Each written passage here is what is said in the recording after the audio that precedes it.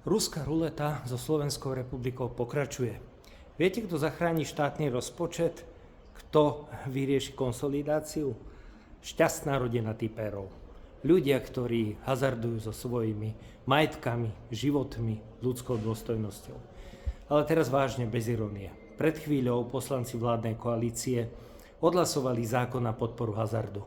Sami v dôvodovej správe uviedli, že tento zákon musia presadiť kvôli tomu, že niektoré obce zakazujú po referendách a svojim BZN-kom hazard v meste, pretože ožobračuje ľudí, ničím životy, oberá jeho rodiny a majetok. No a keďže niektorým 4 kasínam končia licencie, rýchlo sa treba poponáhľať, aby hazard mohol pokračovať aj v tých mestách, kde sú obce, samosprávy a občania proti tomu. Čo na to poviete? Už viete, kto zachráni rozpočet Slovenskej republiky?